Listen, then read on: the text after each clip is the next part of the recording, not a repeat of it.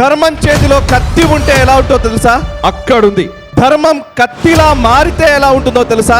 అక్కడున్నాడు.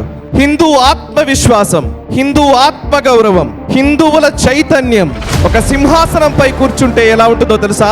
అలా ఉంటుంది. ఛత్రపతి శివాజీ మహారాజు గారి పేరు వింటే చాలు ఒక తెలియని ఉద్రేకం, తెలియని ఉత్సాహం, తెలియని ఉత్తేజం మనకందరికీ వస్తాయి. ఏప్రిల్ నెలలో, పోయిన సంవత్సరం ఏప్రిల్ నెలలో హిందువా కాదా అని వెతికి మరీ చంపారు. పాకిస్తాన్ ఆక్రమిత మన భూభాగమే వాడి కంట్రోల్లో ఉంది. అటువైపు అమ్మవారు ఉంది. మనం అక్కడికి వెళ్ళలేని పరిస్థితుల్లో ఇక్కడ గుడి కట్టుకున్నాం. అంటే ఒళ్ళు మండిపోకుండా ఉన్నారంటే మాత్రం వాడు హిందువే కాదు. అక్కడ కూర్చున్న ఆ మహానుభావుడు ఛత్రపతి శివాజీ మహారాజ్ జయంతి వేడుకల్ని ఇంత పెద్ద ఎత్తున అంగరంగ వైభవంగా నిర్వహిస్తున్న నిర్వాహకులకి, ఈ కార్యక్రమానికి విచ్చేసిన ప్రతి ఒక్కరికి, శివాజీ వారసత్వాన్ని పుణికిపుచ్చుకొని సిద్దిపేట మొత్తం కాషాయమయం చేసినటువంటి హిందూ బంధువులందరికీ పేరు పేరున కృతజ్ఞతలు, అభినందనలు. ధర్మానికి ఎప్పుడు గ్లాని జరిగినా ఎవరో ఒకరు ధర్మాన్ని నిలబెట్టడం కోసం, రక్షించడం కోసం ఖచ్చితంగా ఆ భగవంతుడు అవతారం దాలుస్తాడు అని విన్నాం. ఆ భగవంతుడు నిజంగా అప్పుడప్పుడు మనం అవతారాల వరకే పరిమితం కాకూడదేమో, కొంతమంది మహానుభావులను కూడా ఆ భగవంతుడి అంశగానే చూడాలేమో అనిపించేంత గొప్ప మహారాజు ఛత్రపతి శ్రీ శివాజీ మహారాజ్ గారికి ఒకసారి మనందరం జై భవానీ, జై భవానీ, జై భవానీ. ధర్మం చేతిలో కత్తి ఉంటే ఎలా ఉంటుందో తెలుసా? అక్కడుంది. ధర్మం కత్తిలా మారితే ఎలా ఉంటుందో తెలుసా? అక్కడున్నాడు. హిందూ ఆత్మవిశ్వాసం, హిందూ ఆత్మగౌరవం, హిందువుల చైతన్యం ఒక సింహాసనంపై కూర్చుంటే ఎలా ఉంటుందో తెలుసా? అలా ఉంటుంది.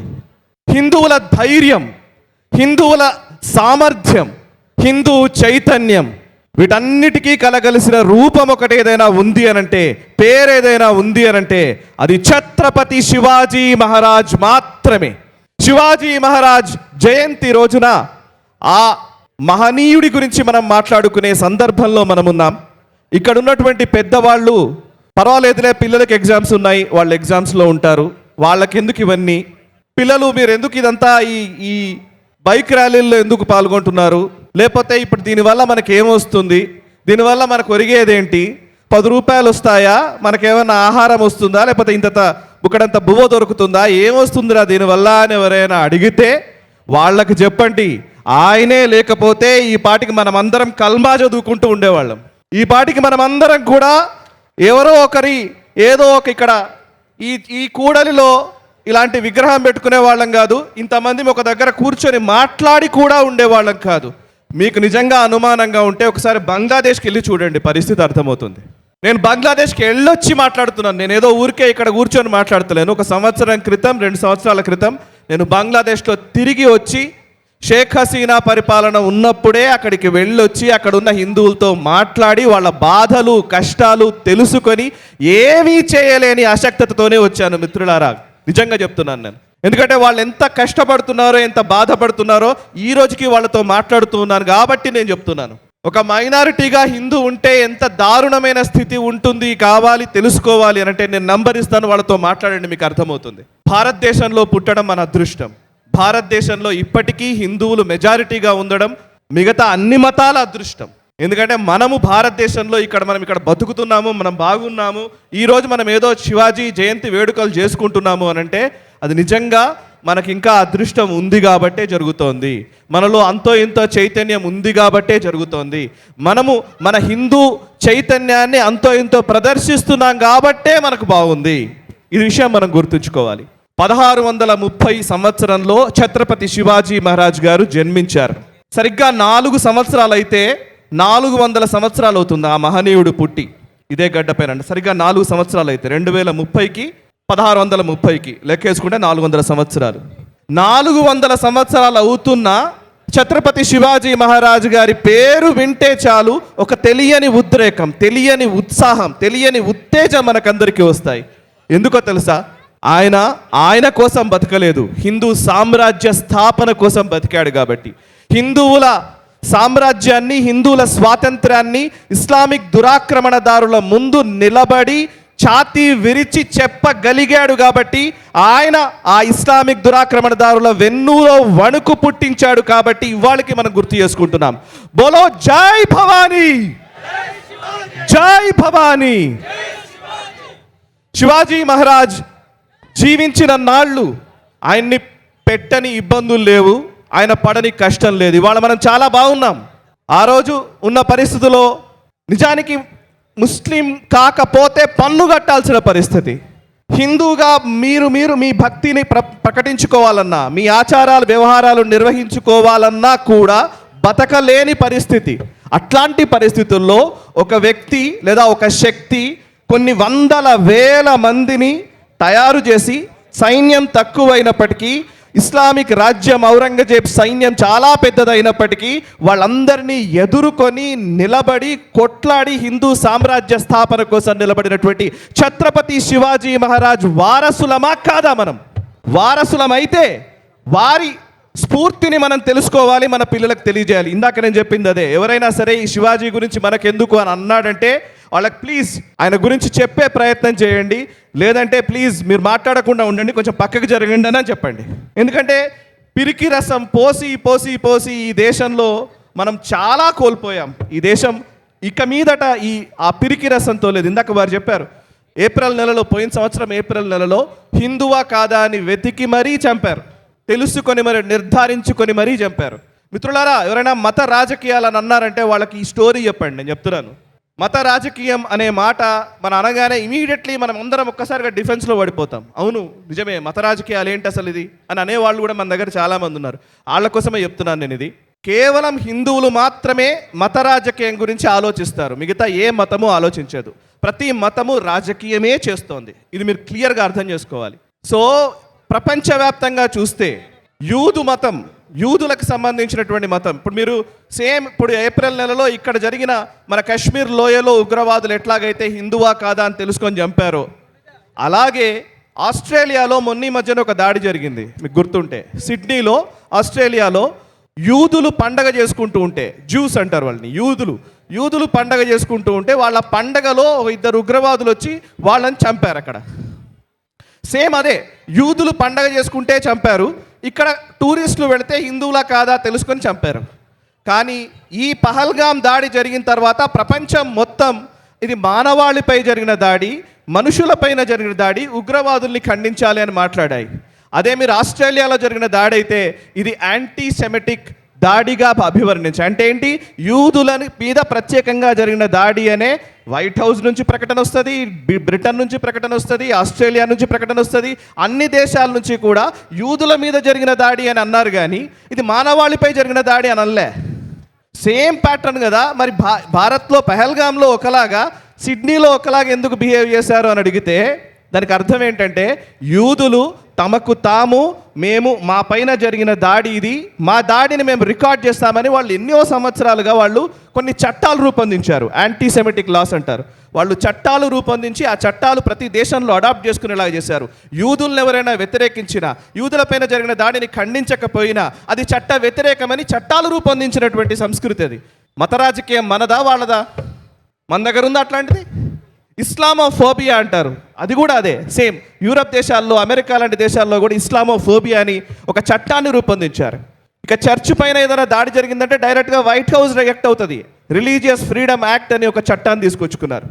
భారతదేశంలో ఒక హిందువు పైన జరిగిన దాడి గురించి ఎప్పుడైనా మాట్లాడారా? ఇక్కడ నిజాం రజాకార్ చరిత్ర మనకు తెలుసు అందరికీ. ఇదే తెలంగాణలో కొన్ని లక్షల మందిని హతమార్చినటువంటి చరిత్ర ఉంది. దాని మీద ఒక నియంత తలవంచిన రోజుని డాక్టర్ భాస్కర్ గారు చాలా అద్భుతమైన పుస్తకం కూడా రాశారు. దాంట్లో అన్ని రికార్డెడ్ ఎవిడెన్సెస్ ఉంటాయి, ఎన్ని లక్షల మందిని మన దగ్గర ఉన్న హిందువుల్ని చంపారు అని. ఇక్కడ జరిగినటువంటి మారణహోమం ఏది కూడా రికార్డు కాలేదు, ఐక్యరాజ్య సమితిలో దృష్టిలో కనబడదు. అదే హిట్లర్ యూదుల పైన చేసిన దాడి మాత్రం ఐక్యరాజ్య సమితి రికార్డ్ చేస్తుంది, అందరూ ప్రపంచం మొత్తం గుర్తిస్తుంది, వాళ్ళ కోసం రిమెంబరెన్స్ డే ఒకటి ఉంటుంది. బట్ ఇక్కడ చచ్చిపోయినటువంటి హిందువులను ఎవరు పట్టించుకోరు. ఇస్లామిక్ దురాక్రమణదారుల్లో చనిపోయినటువంటి హిందువుల గురించి ఎవరు పట్టించుకోరు. కాశ్మీర్లో మారణ హోమానికి గురై అక్కడి నుంచి బయటకు తరిమివేయబడ్డటువంటి హిందువుల గురించి ఎవరూ పట్టించుకోరు. బంగ్లాదేశ్లో ఈ రోజు కూడా హిందువుల మీద దాడులు జరుగుతున్నాయి, ఎవరూ పట్టించుకోరు. ఎందుకంటే నిజంగా మత రాజకీయం అనే మాట నిజంగా హిందువులు తీసుకోలేదు కాబట్టి, దాన్ని నమ్మట్లేదు కాబట్టి. సో రాజకీయము మతము ఖచ్చితంగా రెండు కలిసే వెళ్ళాయి. దీనికి మనం అర్థం చేసుకోకుండా అనవసరంగా కన్ఫ్యూజ్ కావద్దు. ఇక మూడో అంశం, లాస్ట్, నేను ఎక్కువసేపు మాట్లాడను, మీ రెండో విషయం చెప్తాను. ఇక్కడున్న చాలామందికి ఈ మధ్యకాలంలో మనం చూస్తున్నాం, ఇదే మహారాష్ట్ర గడ్డ పైన ఔరంగజేబ్ సమాధికి ఒకడు వెళ్ళి నివాళులు అర్పించాడు. మీకు తెలుసు, ఓ రాజకీయ నాయకుడు, రైట్? ఔరంగజేబ్ సమాధికి నివాళులు అర్పించినటువంటి, అవును నేను ఔరంగజేబుని నమ్ముతాను, ఆయన వారసులం మేము అని చెప్పుకునేటువంటి ఒక పార్టీ నాయకుడు ఇక్కడే ఉన్నాడు హైదరాబాద్లో. వాడి తమ్ముడు అంటాడు 15 నిమిషాలు చాలంటాడు. లిటరల్లీ వాళ్ళు చెప్పే మాటలకు పెద్ద అర్థం లేదు, కానీ అంత పెద్దగా అదంతా మేకపోతు గాంభీర్యమే. 15 నిమిషాలు చాలన్న వాడిని ఇందాక ఇక్కడ మిత్రులు చిన్నాక సోదరులు పూణే నుంచి వచ్చి ఇక్కడ పర్ఫార్మెన్స్ చేశారు. వాళ్ళు కొట్టే డోలు చప్పుడు మధ్యలో నిలబెడితే వాడు గుండెకి చచ్చిపోతాడు, దాంట్లో డౌటేం లేదు. డప్పు చప్పుడు భరించలేనంత ఆరోగ్య పరిస్థితుల్లో ఉన్నవాడు 15 నిమిషాలు అంటున్నాడంటే అది మనలో ఐక్యత లేనితనాన్ని చూసి వాడు విర్రవిగేతనం. సో మన హిందూ ఐక్యత సరిగ్గా ఉంటే, ఐకమత్యంతో ఉంటే ఎవడైనా సరే తోక ముడవాల్సిందే. ఇక చివరిగా మనం చాలామందితో మాట్లాడుతున్నాం ఈ మధ్యకాలంలో. ఏంటంటే మహారాష్ట్రలో స్వాతంత్ర వీర్ సావర్కర్ గురించి మాట్లాడితే ఆయన్ని దేశద్రోహి అంటాడు ఒక రాజకీయ నాయకుడు.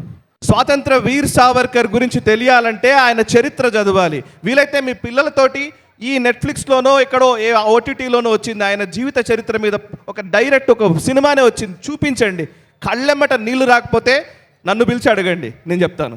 భారతదేశ స్వాతంత్రం కోసం పోరాడినటువంటి ఏ నాయకుడిని కూడా అన్ని చిత్రహింసలకు గురి చేయలేదు ఒక వీర్ సావర్కర్ని చేసినంతగా.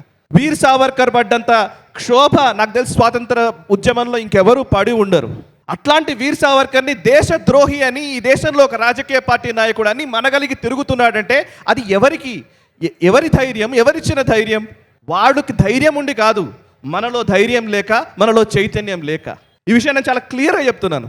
మీరు ఎవరైనా సరే మీ పిల్లల్ని ఎక్కడికైనా టూర్కి తీసుకెళ్ళాలనుకుంటే, మీరు తిరుపతికి పోకపోయినా పర్వాలేదు, మీరు ఏ కాశీకో లేకపోతే చార్ధామ్ యాత్రలకో తీసుకుపోకపోయినా పర్లేదు. ప్లీజ్ మిత్రులారా, నేను మీకు నిజంగా చెప్పేది ఏంటంటే ఒక 3 ప్లేస్లకి మీ పిల్లల్ని తీసుకెళ్ళండి, లేదా మీరన్నా వెళ్ళి రండి.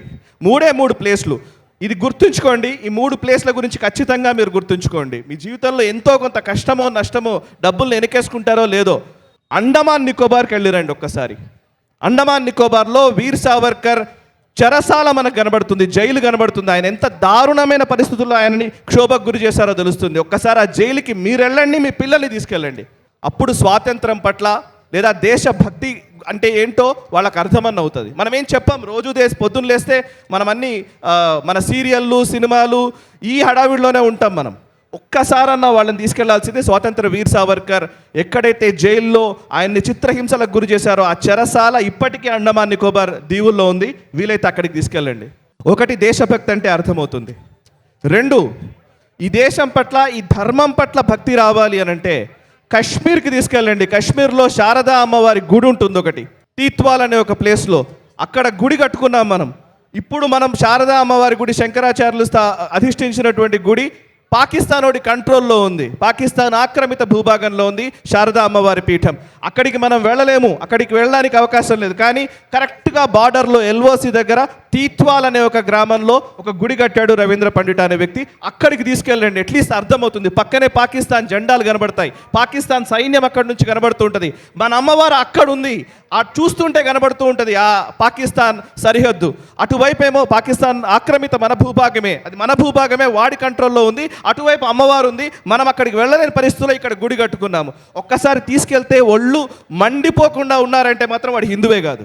3వది ఈ 2 ప్లేస్లు. 3వ ప్లేస్ కార్గిల్ వార్ మెమోరియల్ అనే ఒక ప్లేస్ ఉంది, లే దగ్గర ఉంటుంది, లదాఖ్లో ఉంటుంది. కార్గిల్ దగ్గరికి వెళ్తే మీకు అర్థమవుతుంది మిత్రులారా, అక్కడ పాకిస్తాన్ సైన్యం లోపలికి వచ్చి దాన్ని ఆక్రమించుకునే ప్రయత్నం చేసి శ్రీనగర్ని ఆక్యుపై చేసుకోవడానికి హైవేని కట్ చేయాలనుకుంటే భారత సైన్యం వీరోచితంగా పోరాడి కొన్ని వందల మంది మనం అక్కడ ఉన్నటువంటి సైన్యాన్ని మట్టుపెట్టి మనకు సంబంధించినటువంటి సైన్యం కూడా కొంతమంది అమరులైతే ఆ కార్గిల్ భూభాగాన్ని మనం కాపాడుకోగలిగాం. అక్కడ ఒక వార్ మెమోరియల్ ఉంది, మ్యూజియం లాగా ఏర్పాటు చేశారు. వెళ్ళి అక్కడ ఉన్నటువంటి సైన్యానికి సంబంధించినటువంటి సమాధుల ముందు ఒక్కసారి పాదాలకు దండం పెట్టుకొని రండి. మీ పిల్లలకు, మీరు చేసినటువంటి మీ నెక్స్ట్ జనరేషన్స్ అందరికీ కూడా మీరు చార్ధామ్కి వెళ్తే పుణ్యం వస్తుందో లేదో తెలియగానే అక్కడికి వెళ్తే ఖచ్చితంగా వస్తుంది, నేను చెప్పగలను. మీరు వీర్ సావర్కర్ గురించి తెలుసుకుంటే చాలు. మీరు వినాయక చవితి ఉత్సవాలు ఎట్లాగో మనం చేసుకుంటాం, లోపల పూజ చేయకపోయినా పర్లేదు, ఒకసారి వీర్ సావర్కర్ గురించి తెలుసుకోండి. మిత్రులారా, హిందూ చైతన్యం అంటే అర్థం కేవలం మనం భక్తిలో మునిగిపోవడం కాదు. కోటి దీపోత్సవం అనగానే దీపం వెలిగించామా, దండం పెట్టామా, అయిపోయిందా? కాదు. హిందూ అంటే చైతన్యానికి నిదర్శనం. హిందూ అంటే ధర్మ మార్గంలో నడిచేటువంటి ఒక వ్యక్తి. హిందూ అంటే నెక్స్ట్ జనరేషన్స్, రాబోయే భావితరాలకు దిక్సూచిగా నిలిచేవాడు హిందూ. సో మనం నెక్స్ట్ మన జనరేషన్స్కి మనం ఉదాహరణగా నిలవాలంటే మనం హిందూగా జీవించడం నేర్చుకోవాలి. ఇందాక నేను వస్తూ ఉంటే అక్కడ నుంచి ఇక్కడి వరకు మేము బైక్ ర్యాలీలో వస్తూ ఉంటే నాకైతే నిజంగా ఏమనిపించిందంటే, ముందట ఒక వ్యక్తి నన్ను నడుపుతూ ఉన్నాడు, నేను జస్ట్ కళ్ళు మూసుకొని ఒకసారి ఆలోచిస్తూ ఉన్నాను. మిమ్మల్ని మీరు కూడా ఆలోచించుకోండి. బైక్ ర్యాలీలో పాల్గొన్న వాళ్ళు ఎవరైనా సరే, అక్కడ శివాజీ విగ్రహం పోతోంది, ముందట ఒక విగ్రహాన్ని ఎవరో ఒక వ్యక్తి పట్టుకొని ముందుకు వెళుతూ ఉన్నాడు. నాకైతే ఎలా అనిపించిందంటే, కళ్ళు మూసుకుంటే శివాజీ మహారాజ్ బతికి ఉంటే, ఆయన సైన్యం ఉంటే, ఆయన ముందు సైన్యంలో నడుస్తూ ఒక గుర్రం మీద పోతూ ఉంటే, నేను గుర్రం మీద వెనకాల సైనికుడిగా వెళుతూ ఉంటే ఎలా ఉండేదో ఊహించుకున్నాను. ఒక్కసారి మీరు కూడా ఇమాజిన్ చేసుకొని చూడండి. ముందట శివాజీ మహారాజ్ పోతూ ఉంటే ఆ సైన్యంలో నువ్వు భాగస్వామిగా ఉన్నావు అనంటే ఎంత స్ఫూర్తి వస్తుందో, అలాంటి స్ఫూర్తి ఈరోజు బైక్ ర్యాలీలో పాల్గొన్న ప్రతి ఒక్కళ్ళకి రావాలి. మనందరం శివాజీ సైనికులమే, ఆ శివాజీ మహారాజ్ వారసులమే. వారసులము అంటే బైక్ నడపడం కాదు, ఆ వారసత్వాన్ని పొడికి పుచ్చుకోవడం, ఆయన చూపిన మార్గంలో నడవడం, ఆ మార్గాన్ని 10 మందికి చూపించడం, ఆ దారిలో వాళ్ళను తీసుకెళ్లడం. అది హిందూ చైతన్యం అంటే. జై భవానీ, జై భవానీ, భారత్ మాతా కీ, భారత్ మాతా కీ, జై శ్రీరామ్, జై శ్రీరామ్.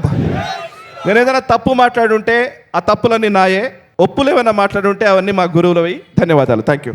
ఈ వీడియో మీకు నచ్చినట్టయితే లైక్ చేయండి, 10 మందికి షేర్ చేయండి. అలాగే కామెంట్ల రూపంలో మీ అభిప్రాయాలను మాతో పంచుకోండి. Nationalist hub group of channels ను సబ్స్క్రైబ్ చేసుకుని తెలుగునాట జాతీయవాద జర్నలిజాన్ని ప్రోత్సహించండి. ఈ వీడియో కింద ఉన్న బెల్ ఐకాన్ పై క్లిక్ చేయడం మర్చిపోవద్దు.